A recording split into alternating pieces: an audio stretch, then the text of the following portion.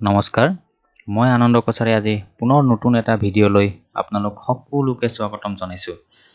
আজি আমি এই ভিডিঅ'টোত PFত নতুন KYC আপডেট কৰাৰ বিষয়ে আলোচনা কৰিম। বলক তেন্তে বন্ধু বান্ধৱীসকল দেৰি নকৰি আমি ভিডিঅ'টি আৰম্ভ কৰোঁ। পোনপ্ৰথমে আমি আমাৰ ডেস্কটপত থকা গুগল ক্ৰম ব্ৰাউজাৰটো খুলি ল'ম। ইয়াৰ পিছত আমি ইয়াতে সাৰ্চ বাৰত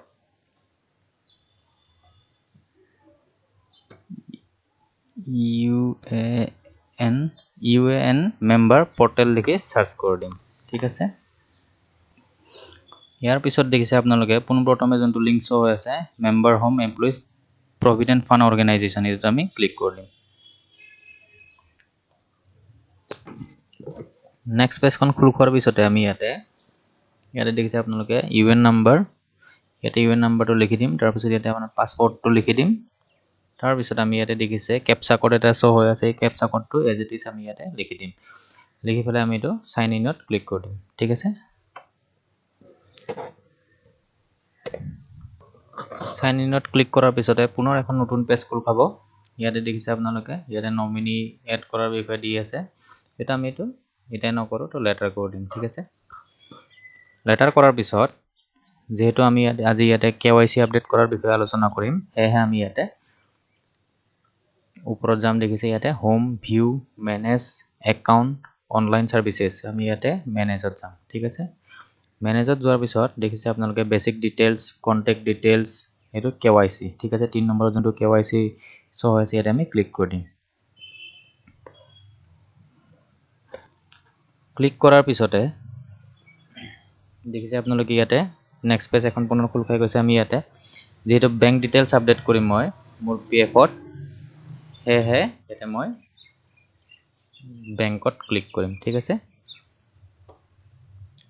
বেংকত ক্লিক কৰাৰ লগে লগে ইয়াতে পুনৰ এখন পেজ খোল খাই গৈছে। দেখিছে ইয়াতে আপোনালোকৰ বেংক একাউণ্ট নাম্বাৰ লিখিব দিছে। তাৰপিছত ইয়াতে কনফাৰ্ম বেংক একাউণ্ট নাম্বাৰ আৰু ইয়াতে বেংক IFSC কোড। ঠিক আছে। মই ইয়াতে মোৰ ডিটেইলছখিনি ফিল আপ কৰি লওঁ।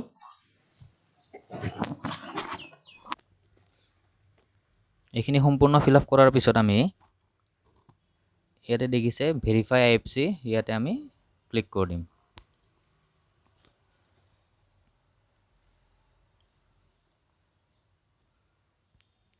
ক্লিক কৰাৰ পিছতে দেখিছে ওপৰত আপোনালোকৰ IFSC ভেৰিফাইড। ঠিক আছে। তাৰপিছত অ'কে কৰাৰ পিছত ইয়াতে দেখিছে আপোনালোকে পুনৰ নতুন এটা পেজ খোল খাই গৈছে। তাৰপিছত ইয়াতে তলত এটা দেখিছে আপুনি টিক মাৰ্ক কৰিব দিছে, ইয়াতে কনফাৰ্মেশ্যন টিক, এইটো টিক কৰাৰ পিছত আমি এইটো ছেভ কৰি দিম। ঠিক আছে। ইয়াতে ছেভত ক্লিক কৰি দিম।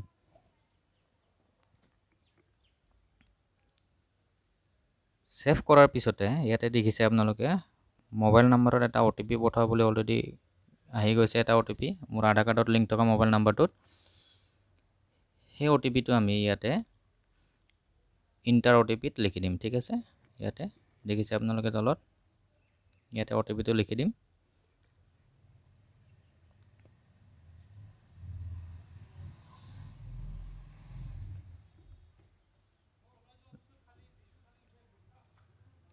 লেখাৰ পিছত আমি এইটো ছাবমিটত ক্লিক কৰি দিম। ঠিক আছে। ছাবমিটত ক্লিক কৰি দিম। ছাবমিটত ক্লিক কৰাৰ পিছতে দেখিছে নতুন পেজ খোল খাই গৈছে, এইটো আমি নো থেংকছ কৰি দিম। তাৰপিছত ইয়াতে দেখিছে আপোনালোকৰ বেংক একাউণ্ট নাম্বাৰটো অলৰেডি আপডেট হৈ গৈছে। ইয়াতে দেখিছে আপোনাৰ সম্পূৰ্ণ ডিটেইলছ আহি গৈছে। তলত দেখিছে আপোনালোকৰ এতিয়া যোনটো আপডেট দিলোঁ KYC পেণ্ডিং ফৰ এপ্ৰুভেল, এইটো আপোনালোকৰ ভেৰিফিকেশ্যন আণ্ডাৰ প্ৰচেছ। ঠিক আছে।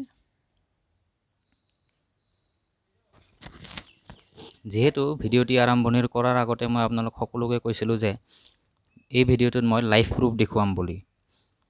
তেন্তে বলক বন্ধু বান্ধৱীসকল আমি পুনৰ মেনেজত ক্লিক কৰিম। ঠিক আছে। মেনেজত ক্লিক কৰাৰ পিছতে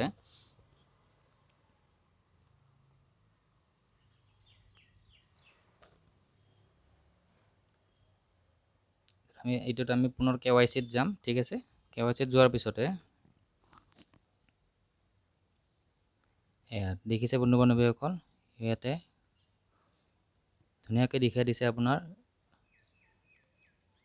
ভেৰিফাইড অনলাইন বাই বেংক, ঠিক আছে। এইটো দেখিছে, অৰ্থাৎ আমাৰ বেংক একাউণ্টটো অলৰেডি এপ্ৰুভ হৈ গৈছে। এই বেংক একাউণ্টটো মই যোৱাকালি আপডেট দিছিলোঁ, অৰ্থাৎ 21 মাৰ্চত আপডেট দিছিলোঁ, আৰু আজি ইয়াতে দেখিছে আপোনালোকে এপ্ৰুভ হৈ গৈছে। আজি তাৰিখ হৈছে আপোনাৰ 22 মাৰ্চ 2022, ঠিক আছে। এয়া দেখিছে এদিনতে এপ্ৰুভ হৈ গৈছে, আৰু সেয়াও অতি সহজে। কোনো কোম্পানী এপ্ৰুভ কৰিব লগা হোৱা নাই, আপোনাৰ কোনো কোম্পানীত আপোনাৰ নটিফিকেশ্যন যোৱা নাই, এইটো আপোনাৰ বেংকে এপ্ৰুভ কৰিছে, ঠিক আছে। ঠিক আছে, তেনেহ'লে বন্ধু বান্ধৱীসকলে এয়া দেখিলে আপোনালোকে ভিডিঅ'টো লাইভ প্ৰুফ কেনেকৈ আমাৰ বেংক একাউণ্টবোৰ আজিকালি এদিনতে এপ্ৰুভ হয়।